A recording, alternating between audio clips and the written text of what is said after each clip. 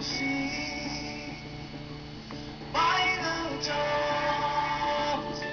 Wire, and I didn't get into a lot of other things, but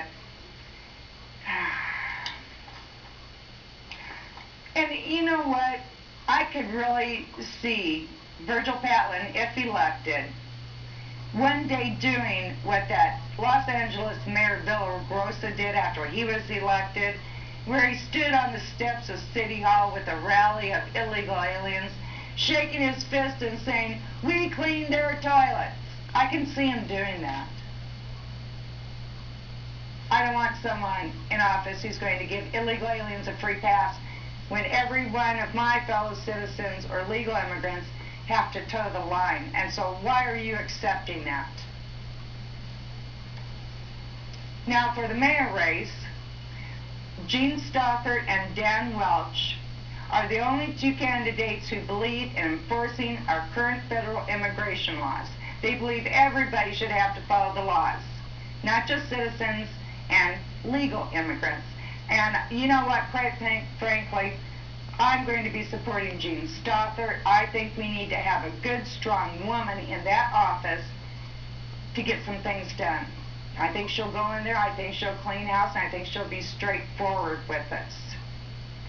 And she's working her behind off out there, getting out there to meet everybody. So that's who's my pick.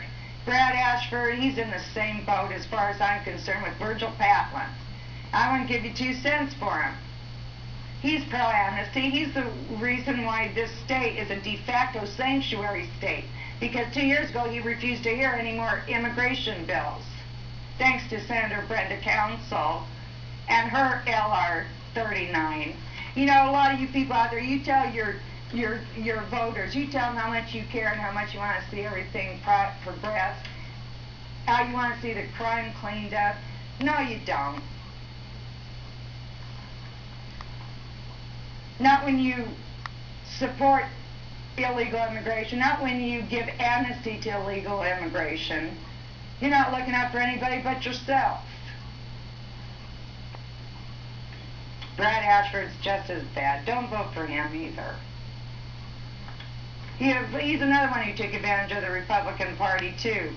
Got all their support for all these years because he had an R behind his name. Well, now he's an independent. They all change. They all go with whichever way the wind is blowing. Here's a couple other headlines. I'm going to, gosh darn. I'm going to be running out of time here because I've got 2 videos I'm going to have you watch. Because they're so critical, and it's better than listening to me to keep going on. Don't you agree? Yeah, I do. But here's just a couple of headlines and just a nugget of what each of these stories is about, and then you can find them up on my website because these 2 videos I'm going to show you ties in with what I'm talking about, but they're much better speakers about it than I am. So here's a headline. In Washington, Washington state resident fined for challenging Obama's eligibility. A mother and homemaker in Washington state stood up to challenge the identity fraud of Barack Obama. Learn how she paid a price for her courage to run the president through Everify. Everify is what employers use to run a person's social security number through to make sure that they are authorized to work in this country. Either their green card number or their social security number. Well, Barack Obama said that he's got a social security number, so she ran that through E-Verify. And guess what happened? The audio interview is on my website. In short, the courts refused to look at her evidence, refused to even hear the case, and fined her $12,000 for filing a frivolous lawsuit. That's justice for you, isn't it? I thought everybody got their day in court. Oh, wait a minute. Now, I guess if you're questioning President Barack Hussein Obama's credentials, here's another one. There are military drills happening. Which one do I go with? Here, I'm going to go with this one. Judge rules in favor of ICE agents suing Obama's DREAM directive. This was in the Examiner.com on January 27th. Federal Judge Reed O'Connor said that 10 ICE agents and officers do have standing to challenge in federal court the so-called Morton Memo on prosecutorial discretion and the DREAM directive on deferred action. The agents filed their complaint in October, charging that unconstitutional and illegal directives from DHS, Department of Homeland Security Secretary Janet Napolitano, and ICE Director John Morton order the agents to violate federal laws or face adverse employment actions. How many Border Patrol agents have landed up in jail, or sheriffs in jail, because they went after or shot or pulled too hard up on the handcuffs of the illegal alien drug runners? Last June, when Secretary Napolitano issued a memo offering deferred action and employment authorization to illegal aliens under age 31 who meet certain criteria similar to those outlined in the DREAM Act, which has failed to pass Congress on 3 occasions. Do you know why it failed to pass Congress? Because the people were calling and emailing and saying, don't you do it. But here's President Barack Obama, who apparently knows better than we the people. When you allow that sort of thing to start happening, we're in big trouble. Hitler did the same thing over in Nazi Germany too. Where did it get those people? Even before that, ICE Director John Morton essentially gutted immigration enforcement by issuing a memo on prosecutorial discretion that in effect prohibits, it bans ICE agents and officers from arresting or removing any but the most violent criminal aliens. Under Morton's stated policy, most of the 12 million or so illegal aliens, again, that old and defunct number, 12 million. See, they're still trying to BS you.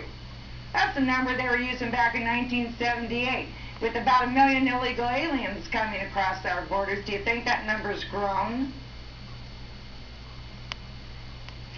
All right, under Morton's stated policy, most of the 12 million or so illegal aliens that the administration wants to legalize are currently safe from deportation. This is just one of the reasons that the National Immigration and Customs Enforcement Council voted unanimously that they have no confidence in Morton's ability to lead the agency. Aside from ordering ICE agents to not enforce federal immigration laws, Morton has also gutted worksite enforcement and the 287G program, which is a collaborative effort between local law enforcement and federal immigration agents. The ICE agents allege in their lawsuit that the Obama executive order causes a confusing situation in which they must choose between enforcing federal laws and being disciplined by their commanders, or obeying their supervisors, thereby violating oaths of office and a Clinton administration law passed by a bipartisan Congress in 1996 that mandates the deportation of illegal aliens.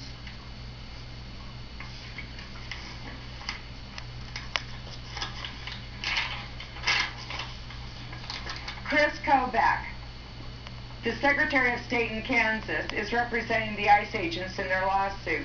In the 20-page legal complaint, the agents state they've been ordered to ignore an entire category of illegal aliens.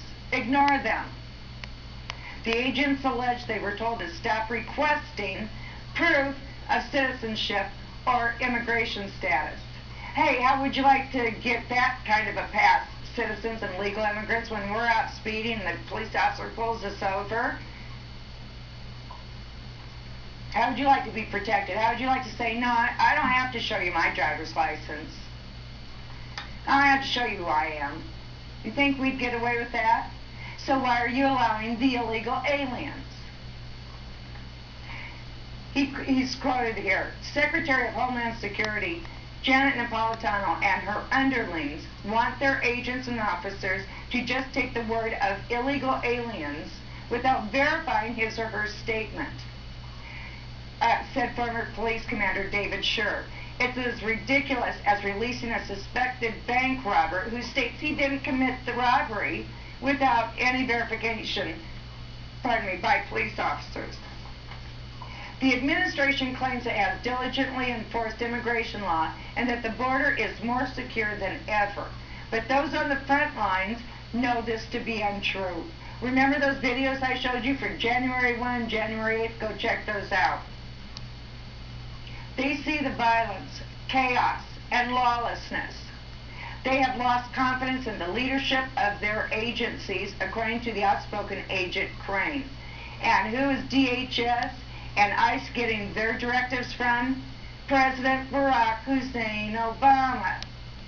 And before that, it was George W. Bush. And on and on and on.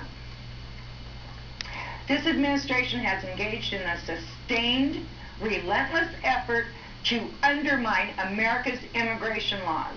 They have handcuffed and muffled those charged with protecting the public safety and the integrity of our borders. Such action has not only weakened our security, but our democracy as well. Next item. This came out Friday, February 1st in the New American. Military drills and black helicopters in U.S. cities spark panic, and rightly so. These are full military exercises, tanks, helicopters, door-to-door searches. A couple years ago, they tried to have one here in a small Iowa town, and Nebraskans Advisory Group, along with some very concerned Iowa citizens, stopped them from doing it. In the meantime, they had one down in Los Angeles. It was just last summer or the summer before. Blocked off certain parts of Los Angeles, busy downtown Los Angeles, and held this kind of exercise. Now they had it in Miami, and they're having it in other states. The reason why it panicked people was because they didn't let the public know what was happening. And why?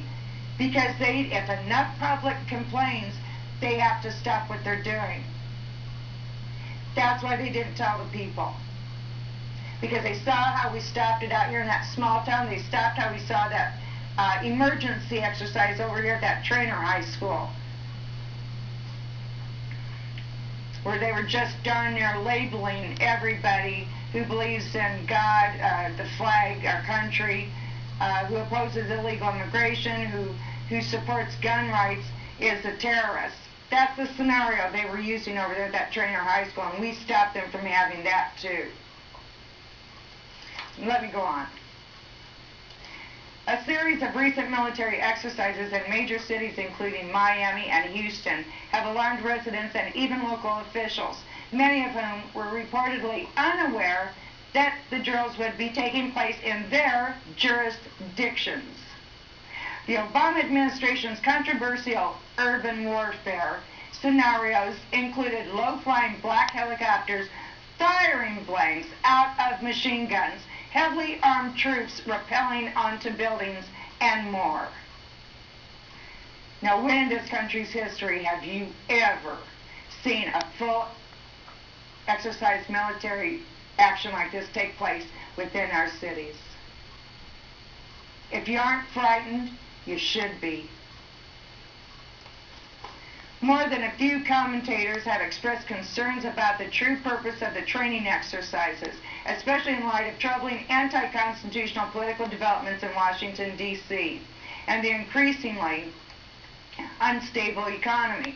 However, authorities assured media outlets that there was no cause for alarm and that the drills were just routine operations. See what I'm saying? You see how they lied to you? To keep American forces ready for urban warfare. The most recent military exercises in urban areas were held this week in Texas, one over Houston and another in Galveston.